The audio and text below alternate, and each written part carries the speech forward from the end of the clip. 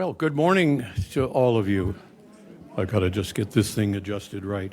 Thank you for coming out. This is our April lunch talks. We've only got one more for the season. It seems to go by rather quickly. I'm going to bring this up at the end, but I also want to get it on record right off the top.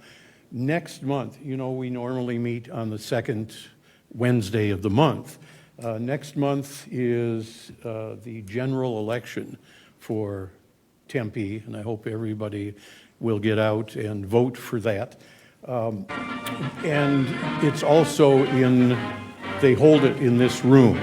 So we've had to move things back 1 week. So if you join us, it'll be on May 20th, same time and same place. And we want you to make a good impression because Josh Rothler, who is the manager of the museum, will be speaking, and he gets offended if there's only 2 or 3 people. So write it down, May 20th. As usual, I want to take time to thank Friendship Village for their continued sponsorship of the lunch talks. We are excited that they have been part of this for well over 5 years, I believe, and that's made a really big difference on how we handle that. They're in the process of getting a new marketing manager, and hopefully maybe by next month he or she will be able to come in person. But in place of the marketing manager, we have that wonderful commercial that I'm sure you've seen a number of times on Channel 8. So go ahead and roll it.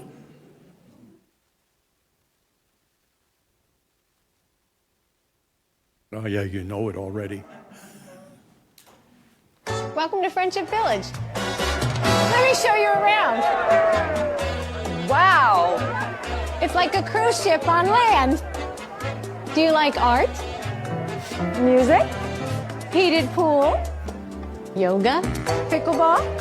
There are events and group outings for just about every interest. The food. There's so much to do here. Move it or lose it. Well, this is our stop. Let's keep going. Yeah. Sure.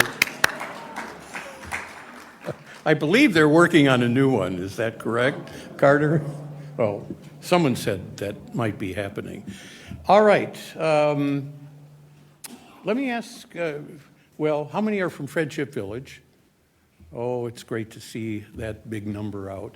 You won't be included in this survey. How many are members of the Tempe History Society?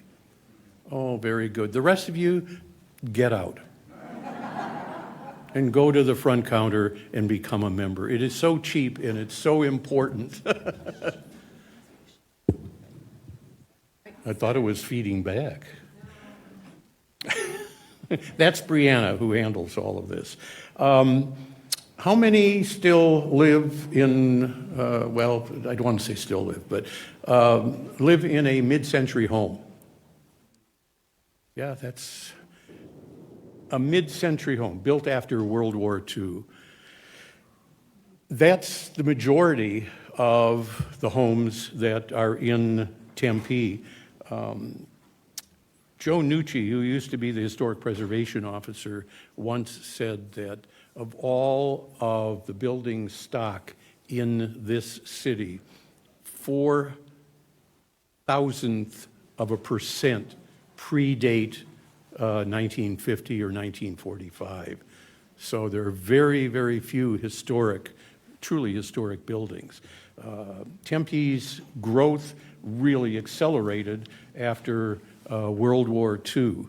And it's a subject I think that's really an important one to cover. And that's why we've got Scott Solliday here today. Scott has a long time association with the museum. He was the curator of history in 1898 to 1959, I believe. And part of his work, he did a comprehensive, I wish I had the book to show you, or the research volume that he did. He did a survey of pre-1946 properties and then also post-war properties, which are really, it's the most comprehensive survey of all of the neighborhoods. Unfortunately, it is not a published book, but it is available through the museum online as a PDF that you can get for free. In addition to being the curator, Scott has a big, long history, and as you may know, I'm not sure that it's really valuable to tell you all of the credentials of the people that come, because either you like them or you don't. And so take my word that Scott really is a treasure in archaeology and in history, and certainly in the history of post-war Tempe. He does have a problem that I apologize for in advance that I really don't like. When he speaks, you'll understand why I have problems with his voice, because it's way down lower than mine can ever get. So please welcome Scott Solliday.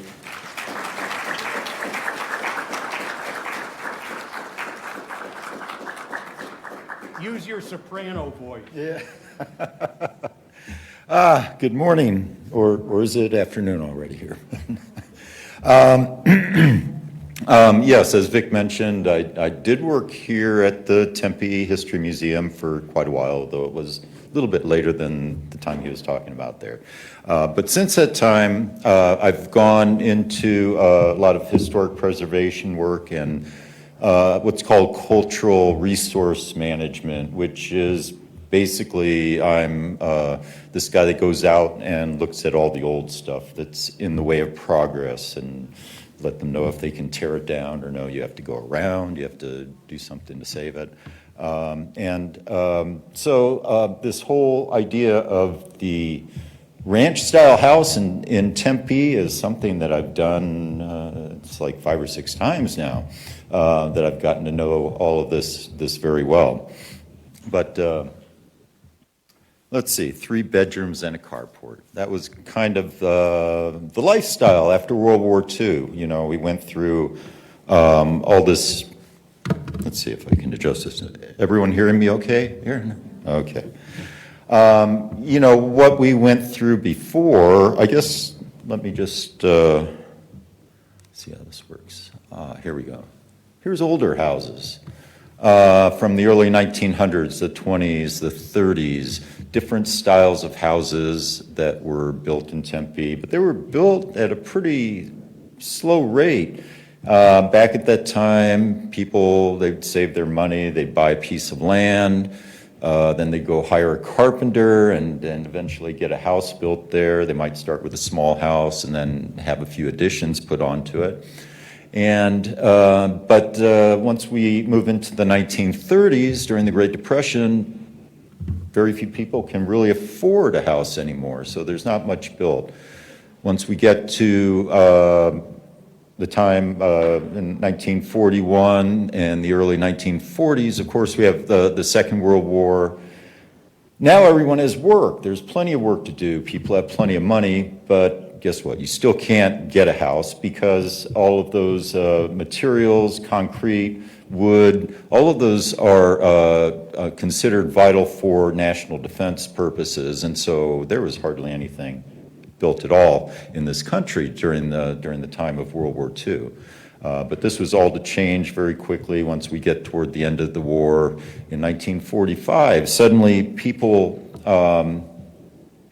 they had money, they needed a place to live. There was a serious housing shortage, certainly here in Tempe, but everywhere in the country. Young families that had to rent a barn or a garage or anything they could find to live in because there just were not enough houses. And so by late 1945, we finally have new houses being built. And now they look a little bit different.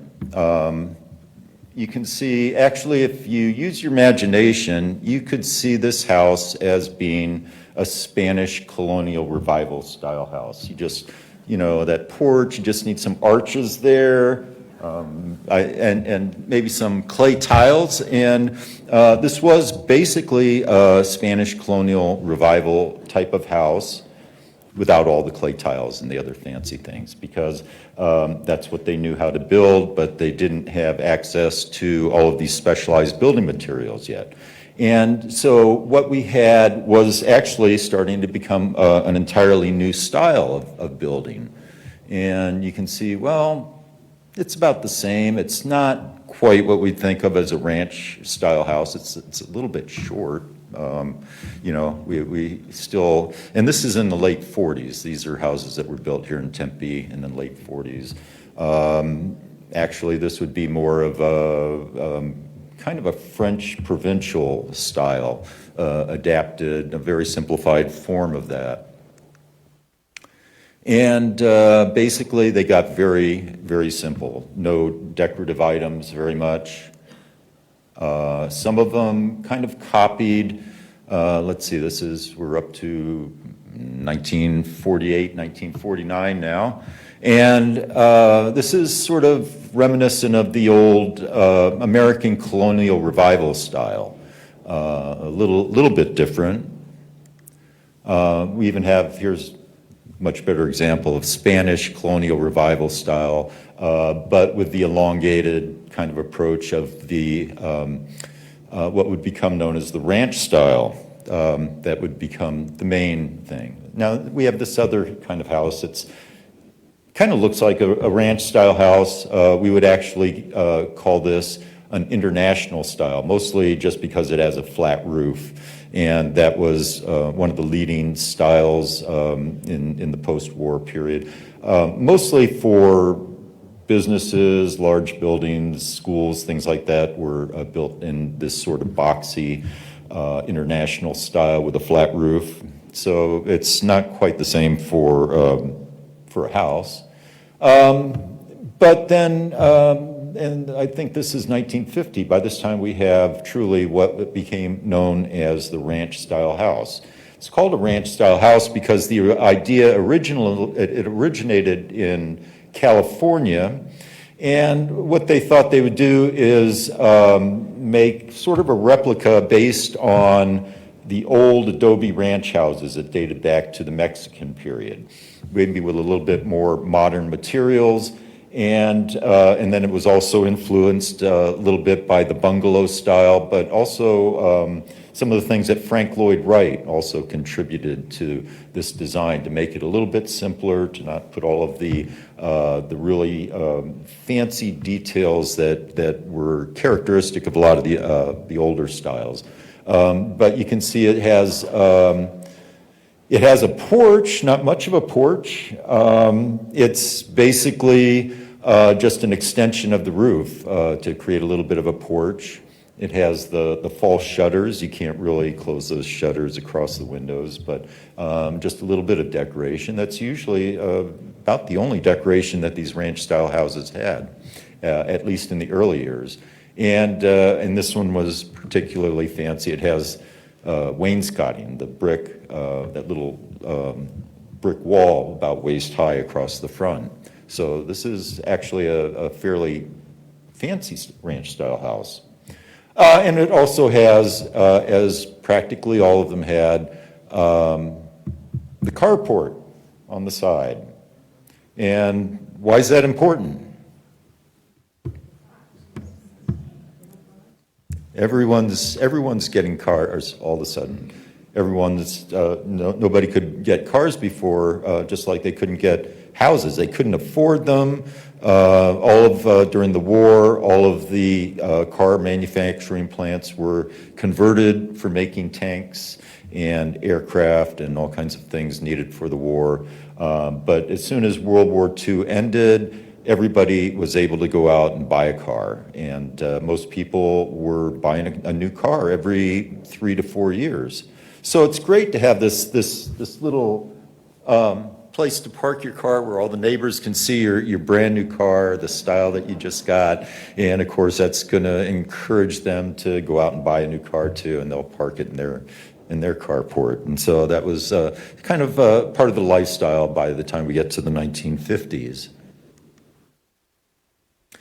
The Roosevelt edition, as you can see here, 16 new homes. Okay, this is not a really, this is a very small subdivision. In fact, it's only one block of 3rd Street off of Roosevelt Street that ends in a cul-de-sac. But this was the first of the new subdivisions built here in Tempe in 1946. And they did something very different that was very important because during the Great Depression, a part of President Roosevelt's New Deal was something called the Federal Housing Administration, the FHA. And the whole point of this was to make it easier for people to buy a house by providing a mortgage and guaranteeing that mortgage so that more people would be qualified to be able to pay for a house. Now, you still had to have an income, you still had to have a down payment, and so during the 1930s, there weren't a lot of people that could take advantage of this, but by 1946, this becomes the driving force in how to build houses for everybody that's in need. And at this time, President Truman appointed a man named Wilson Wyatt as his position was the housing expediter. We need houses. And his goal was to have 1 million houses built by the end of the year, which actually we met that goal. And that continued to be the goal through the late 40s, is to build as many houses as possible. And there's a certain way that you have to do that, though, and that's one of the reasons why we don't have a lot of decorative details on these, because that costs more money, it needs more materials for construction, it slows the process down a little bit. So this worked out perfectly with the Federal Housing Administration and the idea of the ranch-style house with all of the decoration. It made it easier to build these very quickly, and in this case, 16 houses at one time, something unheard of in Tempe. That had never happened in Tempe before. There were a few here, and then there would be a few here the next year. But one of the things that happened with this also is that you can see there's not a whole lot of difference between the houses. Now, of course, you can paint them different colors. There's little details of trim that are changed a little bit, but they're basically all the same houses. They're also very small. There was, in order to qualify for an FHA loan, the house had to be no more than 900 square feet. Because of that whole idea of building them as quickly as possible. And we have, let's see, one of the next important subdivisions, Borden Homes, built. This is over near Apache Boulevard, just on this side of McClintock. Now, of course, if you look at the fine print on the bottom here, 1.5 miles east of Tempe. That was way out in the country. That was farmland. It doesn't quite seem that far, but at that time, actually it was probably closer to 1 mile from, the city limits. But they wanted to build out in the country here, this time much larger houses and a little bit more elaborate. We have, you can see here, you can have the gable end on this side and then the porch, and over here you have it reversed, the gable end and the porch going that way. Actually, there was a little bit more variety than that. Most of these houses were built of brick, and this was actually excellent construction. If you look carefully, it's a little hard to see here. If you look carefully at the bricks are laid alternatingly this way, they turn those to make a double wall, which was very strong, but it also offered insulation. Now, obviously, we don't need to keep the cold out too much here, but it helps that little bit to keep the heat from penetrating the walls during the summertime. And so it was very well built. We have very similar designs. They're a little bit more, there's a little more variety here, but you can see we have the same standard parts that we had before. The roof, the porch is just basically an extension of the roof. We have the false shutters, the steel casement windows.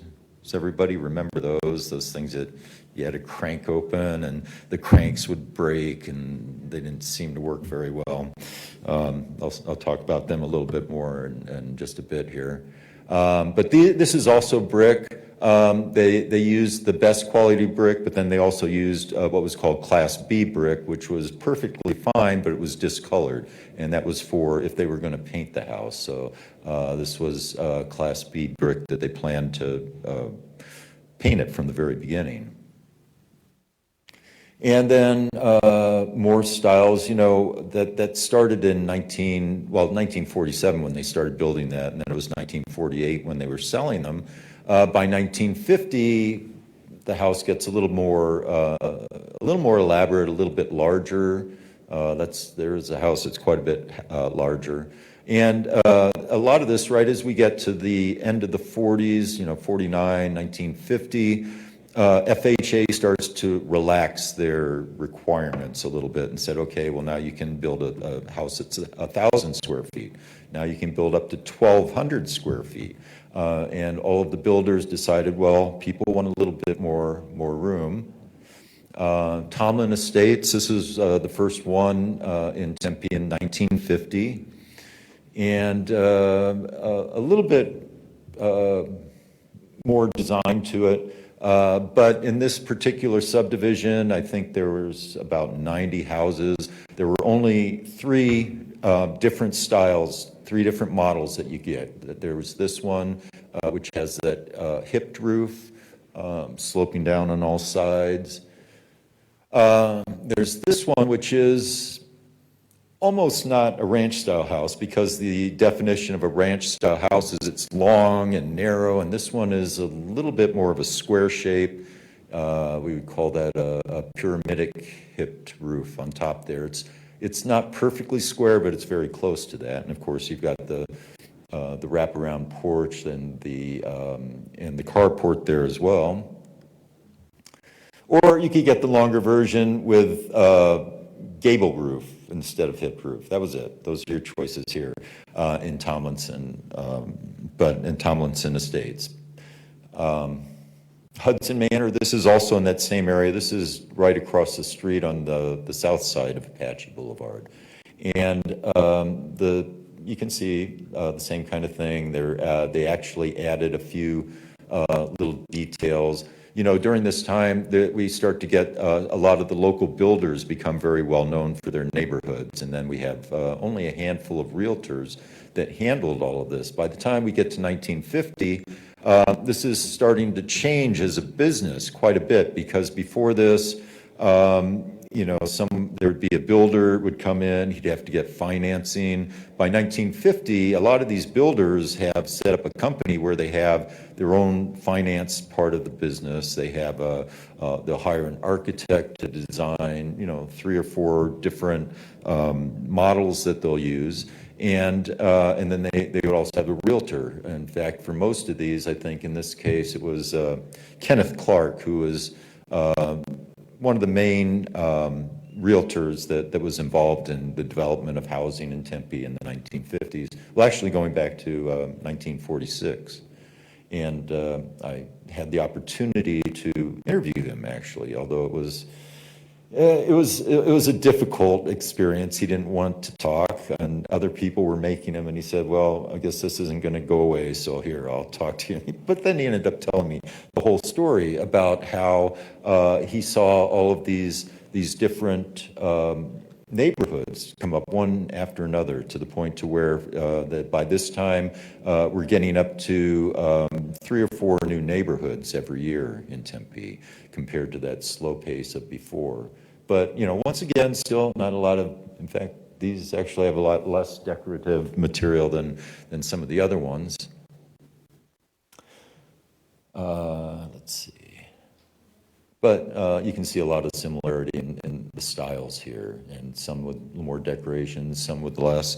I was trying to find one photo, I just couldn't find it, but there's actually just a handful of houses in this neighborhood where they built, what they did was they poured huge concrete slabs and they tilted them up to create the walls for these houses. They only did, I think, 2 or 3 in this neighborhood, and I couldn't find one of the photographs of those. But I remember going inside of one of those houses once, and it was kind of this eerie feeling, and things were kind of echoey. And you know, when they closed the door, you felt like you were really closed in there. There was no, those were houses that didn't breathe too much. So. But apparently that was just a little experiment. That's not what most people would prefer. So, Campus Homes is this is built by Del Webb, who was at this time becoming one of the most well-known construction companies in Arizona and actually all throughout the Southwest. He was also in New Mexico. He was working in Tucson, and actually things didn't go very well for him in Tucson, but in 1952 he came up to Tempe to build Campus Homes, where you could get houses with 2, 3, or 4 bedrooms. Now, this is a little bit interesting. If you look at some of the houses here, this one, I guess, has a gable roof. This one doesn't have a carport. If you wanted 4 bedrooms, you don't get the carport. Basically, all of these houses were identical. The floor plan was the same. What changed is, you can see, the roofs change, the windows change, and with all these different combinations, he found a way to make about 16 different houses. They looked all different, but they were the same house. You know, you can see this is a little bit smaller one. This one now, they, instead of the high gabled roof, they have an almost flat roof, that sort of 9 panel window there. That was very popular. I keep pointing to the wrong picture here. Up here.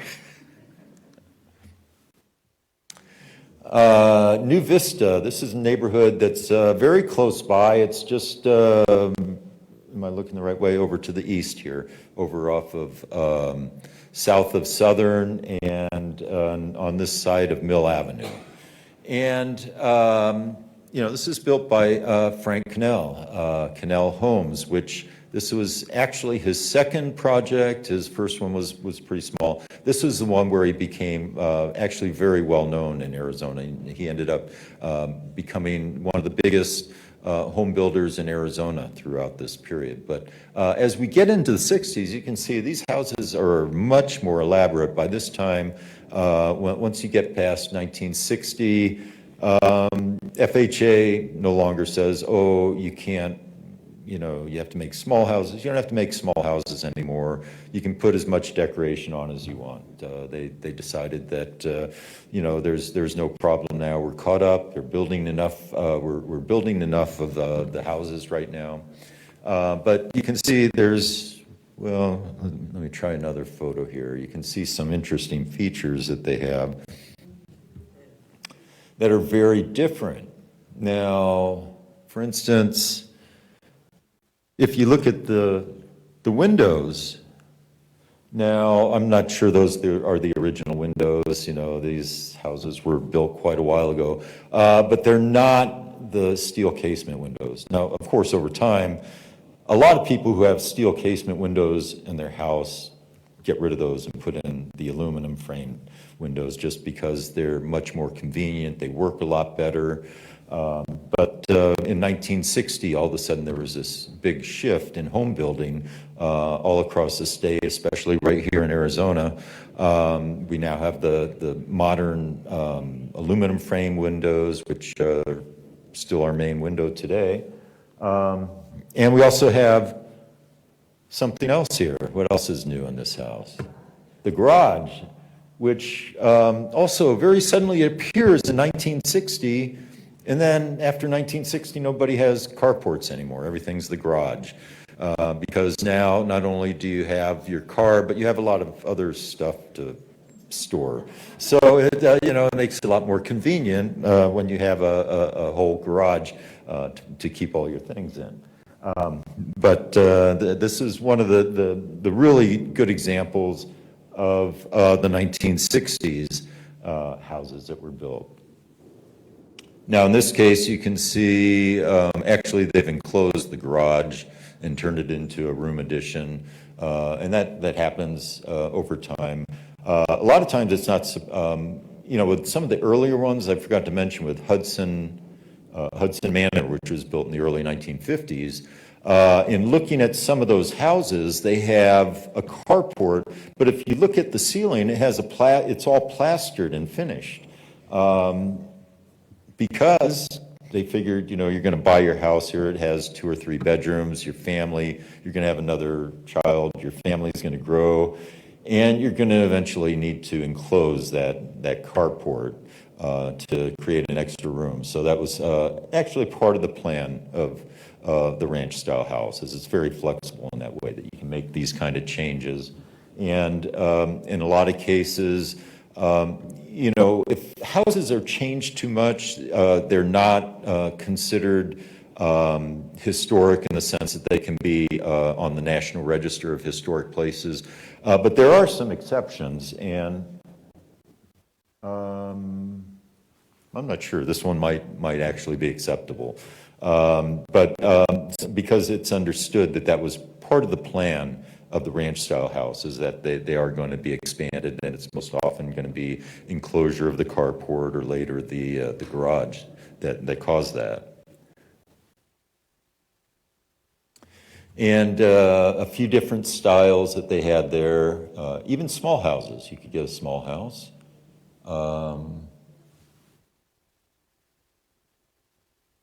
I'm not sure why that has steel casement windows. That must be somewhere else here. Or you can get large houses, very large houses. I have one more important neighborhood here in Tempe, Date Palm Manor. This is down by Broadway and Mill. And, this ad is a little bit different than the others. If you looked at the other, at some of the other advertisements for houses, they would say, houses for $7,000, $8,000. Here, it doesn't tell you how much the house is going to cost you. It tells you how much you can buy the lot for. If you want to know how much the house is going to cost, you're going to have to ask Mr. Agnew of the Agnew Construction Company, because these were all custom-built houses. And this is Date Palm Manor, as you might guess. There's a lot of date palms here. This was actually a date farm at one time in the early 1900s, and there were others all around Tempe. We don't have any more farms in Tempe. We don't even have that many date trees anymore, but they have plenty here at Date Palm Manor. And much larger houses. You can see that this is still a ranch-style house, but the garage is all the way over on the side here, so it's almost like it's a separate attachment to the ranch style. It's not incorporated into the main part of the house. Some of them have very intricate designs. No, I can't see on that one. Let's see. And a lot of them are very large. And this was actually Senator Carl Hayden's house. So you had to have a little bit more money to live in this neighborhood. It tended to be a lot of the business owners, college professors, people that could afford a little bit more for their house. But this is, not only is it large, but it also has all of this fine detail. It's not like the other ranch-style houses where they just, nail up some wooden planks and paint over them. Everything is a little bit more elaborate. And, well, and this one too. It's not, you don't see too many ranch-style houses with stone masonry as the front of it. Now, this is, actually, this is Kenneth Clark's house, the one I mentioned, the early realtor. So after selling so many houses, apparently, he could get the biggest ranch house in Tempe, half a block long between his house and Senator Hayden's house. They kind of take up the whole side of the street in that block there.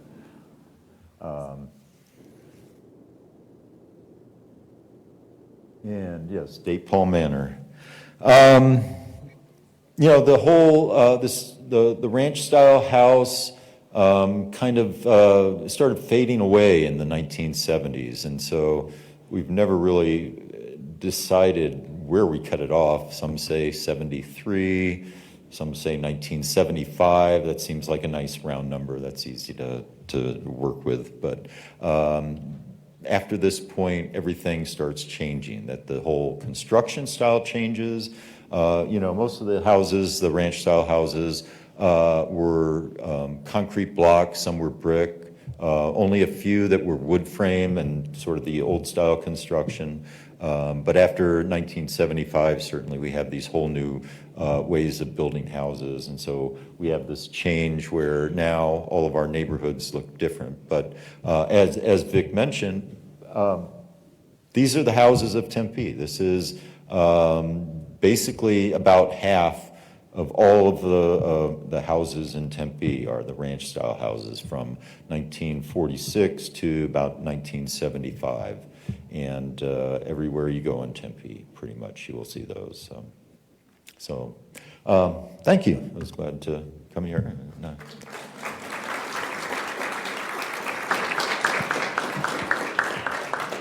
As I hobble my way up here. Okay, a couple of things. Let me just, I know there'll be some questions, I'll get to them. Boy, that's really, all right, okay. Can be a prima donna if you want to do it. I just thought it might be interesting, and I just discovered that in your presentation. The subdivision in, was it 1946, or Roosevelt, I believe, it was advertising homes for $7,750. And I know that you're probably moaning and groaning over that, but in today's dollars, that's $130,000. But what was really surprising, I forget which neighborhood it was, in 1954 was advertised for $7,800, and that was the equivalent of $95,000 today. What happened? Good question. I don't know. I guess we ran out of houses. That doesn't seem possible. They keep building them all the time. Yeah, it was really strange. I expected it to be even higher than 1946, but and you got a better home in 1954 than you got in 1946. Also, I saw in some of those photographs ribbon driveways, which were very common pre-World War II. Was that something that was a carryover? Why do we still see post-war ribbon driveways? Not that many of them. There were just a few of those ribbon driveways, and it was just easier to just pour slabs of concrete. By that time, we actually had a concrete plant here in Tempe. It was, where was that? University in McClintock. There was this great big concrete plant that was out there, and providing concrete block, everything that you need to build all these houses. So they didn't even have to go very far. So there was no reason to just have those two little ribbons. Everybody knows what a ribbon driveway is, just wide enough for car tires, and then it had generally grass in between. They're really attractive. I wouldn't mind seeing them today. Well, except with the grass growing up. Oh, sure, yeah, always something lazy. One other question, and then we'll go to some here. Can you talk just a little bit about the evolution of the ranch house? Bungalows were popular before World War II, and that was a different style of home construction. But what brought ranch houses into play? One was their simplicity, the fact that they could be built very quickly. They needed fewer construction materials. One of the things they did was they lowered the ceiling quite a bit. Houses before World War II had ceilings that would be, 8, 10, even more than 10 feet high often. And so, look at all that construction material that you're saving when you lower the ceilings a little bit. But it sort of changed the environment. It changed the way people's homes felt as well. So it was really a big change in lifestyle when as we went through all these changes. You have a few physical changes in the way houses are built, but it affects that environment that everybody is used to. But it was all very clearly just starting small and then getting larger over time, getting more elaborate until when you get into the 60s. They were putting all kinds of different design things into here. One of the things I forgot to point out there, some of these houses have exposed rafter ends, which have, you can see they're sort of pointing out. Well, what that means is they didn't box them in. They used less lumber, and then they called it a nice feature. Look at how decorative it is. If we don't put these boards over and finish it off the way we used to, it's actually a decorative thing. Or things like weeping mortar. And I was looking for a photograph of that. I couldn't find one. Where usually someone who's doing masonry work in whether it's bricks or concrete block, they do a good job of sliding their trowel along there to create a nice joint that goes in a little bit. Weeping mortar was when they put the mortar on there, they put the brick on, they just kind of squash it down. It looks like these ocean waves coming out of your wall. That was another example of a nice decorative thing where you do less work to create it. So they had some interesting things like that. But all of these different things that some of them so minor. Another change that happened in the late 50s was instead of just plain casement windows where you have rectangles, they started putting the lines diagonal in. That was the diamond paned casement window, which was the newest thing in 1958, but it just didn't last very long before they got rid of all the casement windows. One of my favorite ranch styles, I didn't see any in your photographs. I think there were some in Tempe. The Polynesian Ranch, are you familiar with that? Were there some? They looked like they had a Polynesian. Yeah, they had the big roof going straight up, very pointed roof. I don't think we have any in Tempe. I think in South Scottsdale I've seen some. I don't recall seeing them in Tempe, though. Okay. Yeah. One other thing, you talked about the tilt-up concrete homes, and that got me thinking. Unfortunately, there were never any in Tempe, and there was a style of home that evolved to fill the market inexpensively by a company called Lustron. And Lustron made porcelain enamel houses. If you remember gas stations of the 40s, they were shiny porcelain segments and this was designed into a home. And I've been actually for Sun City West, Del Webb had ordered like 4,000 of them. They were shipped individually, and once the slab was poured, you could erect this home with just nuts and bolts in 3 or 4 days. And he ordered like 4,000, but the company went out of business.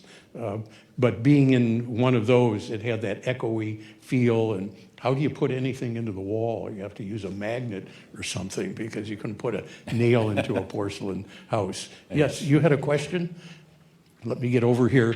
Hold on, wait, because we're streaming this and then we put it up on YouTube, we've got to get the voice. And by the way, that's a terrible voice you have. I wondered if your survey included other areas like North Tempe and that you could look up? Yes, actually, there were, I mean, all these new subdivisions spread in every direction, east, west, north, south, mostly to the south. But that's when some of the first houses were built north of the river. In fact, the big subdivision up there is called North Tempe. And there's also, what is there, Cavalier Homes, Papago Parkway. There's and all of those are fairly large subdivisions, and those are. But that's in fact what dominates all of northern Tempe, north of the river. We got one over here. You mentioned that the ranch style ended in 1975. Can you speak to why this style ended?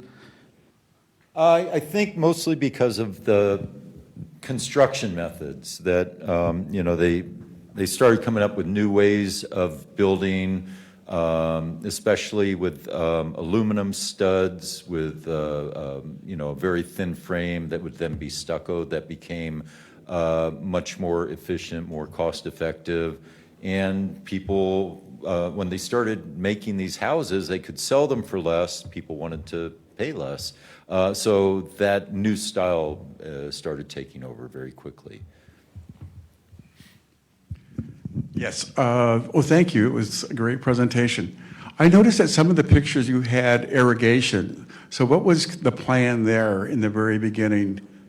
Yes, irrigation was one of the features for neighborhoods in Tempe, going back, well, fairly early. I don't know, for the old parts of Tempe, I think it was right around 1900. They had flood irrigation for all of the houses. And then after World War II, they started extending this flood irrigation to other new neighborhoods further to the south. Until I think it was 1954, and suddenly the city said, you know what, we're getting out of this business. We're not going to offer this to new subdivisions. And because it was, the ones that already had the irrigation systems, they would continue that, although at this point, residents of those neighborhoods have to take some responsibility for maintaining that if they want to keep their irrigation. But that was one of the features of these houses as well, these huge yards. Most of these were on a quarter acre, well, not most of them, but I think about half of them were a quarter acre or more. That's a pretty large yard in the front and the back, and lots of green grass, and you saw tall trees, so much vegetation that it was hard to see the house sometimes. It was hard finding photographs to show because a lot of times you can't even see the house. And there was, actually I heard this one theory that was one of the inspirations for that was that you wanted to make sure that the man of the family had to spend his Saturday mowing the lawn so he's not going to the bar and listening to some union organizer. But when you have that lush of a yard, it's a lot of work to take care of. But they're very unique. What the sense that you get when you go into some of these different neighborhoods in Tempe that have irrigation, it's just incredible. The huge trees, the greenery. Obviously you saw on many of these photographs here. It's an entirely different environment, and then you cross the street and all of a sudden everything's very sparse desert landscaping. It's a whole different feeling then. So. Speaking to what you just described, you mentioned you were involved in preservation work. Are any of these neighborhoods covered by the preservation work that you do? Yes, I did actually four of these neighborhoods. I did the nomination to get them listed in the National Register of Historic Places. And so that was, Tomlinson Estates, Borden Homes, Roosevelt Edition, and Daypole Manor. And so obviously I had more photographs of those than some of the other neighborhoods here. As I meander over. Yes, sir. Yes, I noticed on one of the early newspaper advertisements that you had up on the screen that it was advertised as being a restricted neighborhood. Could you elaborate a little bit on what that means in terms of the type of people who were able to buy houses in Tempe? Yes, restrictions were very common at that time. That was actually one of the things that was enforced by the Federal Housing Administration, was they required houses to be restricted by race, because they were guaranteeing the value of those houses, that the payments would be made, and if they weren't made, they had to take over the house.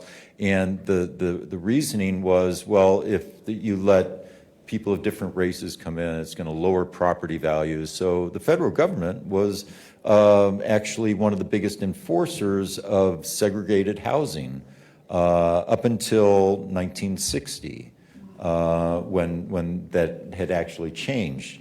And so, and mostly through legislation and court cases that said, well, no, we can't go on this basis anymore. But that was something that was very typical. Often there were other neighborhoods that were reserved for other minorities, that you have to buy a house over here, and in that case, often you had to build your house yourself. You would just buy the land. So it was very difficult for minorities to be able to find housing. And that's part of our history here in Tempe. Actually, from the beginning, from the earliest Tempe history, black people were not allowed to live in Tempe city limits, and that was something that was stated often. I don't think it was an actual city ordinance, but people made it a point to warn people, you cannot live here. That was the way that was in 1900 and the 1920s, and in fact, even as far up as 1960, that was still here. And in fairness to Tempe, this was common throughout the valley. Almost every city had those same types of ordinances. Tempe certainly wasn't unique. Oh, yes. And throughout the country, really, at that time, for the most part. Are there any catalog houses in Tempe area?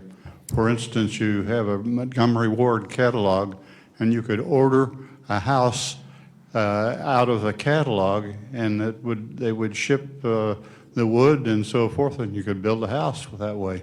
Yes, there are some. And in fact, the house at 506 House Street is a Sears house. I lived in that house a long time ago.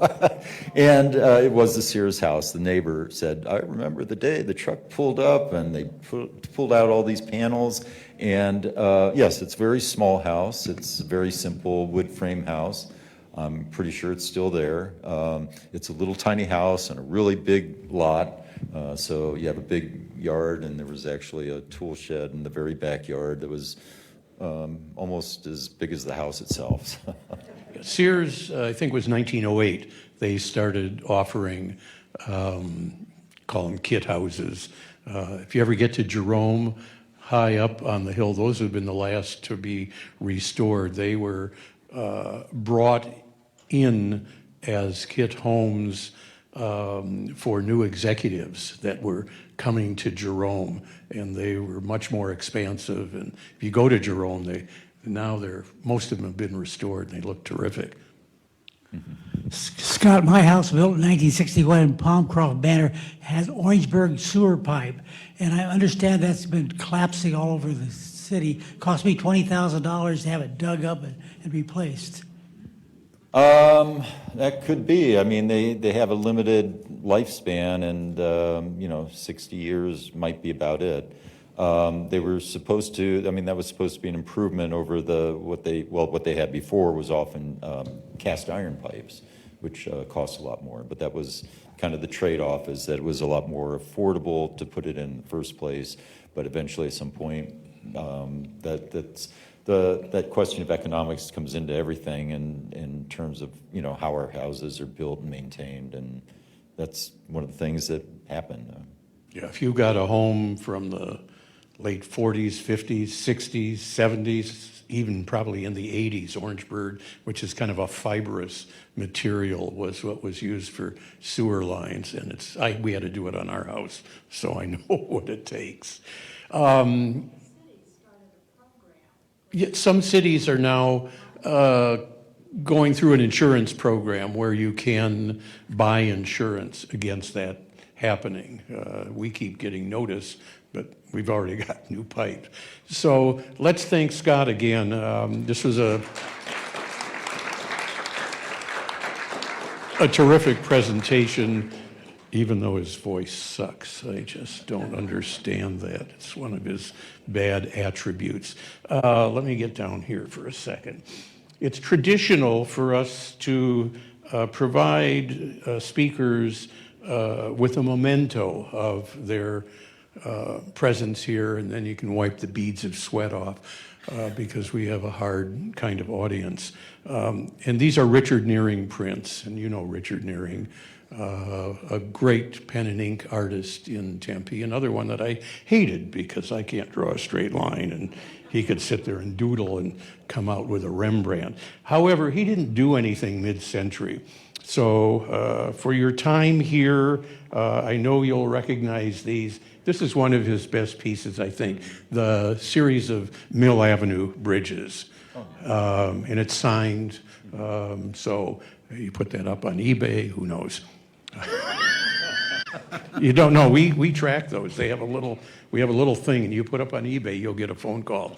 So you have to keep it. And this is a token, too, of appreciation.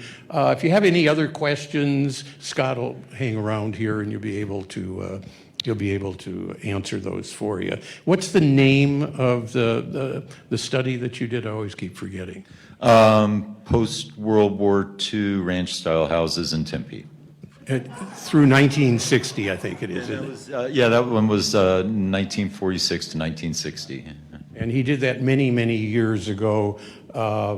He was a great asset to the museum. He's a good friend. And I did it so many years ago that I tried to do research, and nobody had written anything about ranch-style houses because it was so recent. Nobody considered it history at that point. And so it was pretty difficult finding anything at all to kind of define all these things. But that's the time to do it. And his work is referred to constantly. It was a kind of a research paper, so it didn't get published. But as I said, the museum has it, I think, online, or you can contact the museum and get a PDF of it. It's definitely worth it. Everybody uses it when they look for mid-century. So let me just make a reminder or two. The most important thing is that next month, we will be delayed by 1 week. If you come here on the 13th, be prepared to vote, because that's what will be going on in this room. So we've moved it back 1 week to May 20th. And Josh Roffler, who's in the back of the room, waving there, is the manager of the museum. And as I said earlier, is very offended if nobody shows up. So every seat has to be full if he has to go out and grab people from the library. So please try to come, and he will be talking The Valley's Victorian Jewel, the evolving story of the Peterson House in Tempe. Tempe's only mansion, and it really has a remarkable history. And I keep emphasizing the fact that buildings are really constructed for people. And yes, architecturally, design-wise, they have a lot of significance. But also what's critically important are the people who have or had inhabited those spaces. And so I'm sure Josh will, I see him now thinking, oh my God, I've got to rewrite the whole presentation. But that's all right. All right, so that's it. I want to thank Brianna King, who is our producer, director. She gets this out. It's on Facebook for however long Facebook wants to leave it up. But as soon as we can, all of these lunch talks are moved over to YouTube. So we have them archived for future viewing. If you have any friends that missed this, that might want to see it, it'll be up on Facebook and then on YouTube within a week. So March 20th, we shall see you, or you'll deal with the wrath. I mean May 20th, all right. Or you deal with the wrath of Josh. Thank you very much.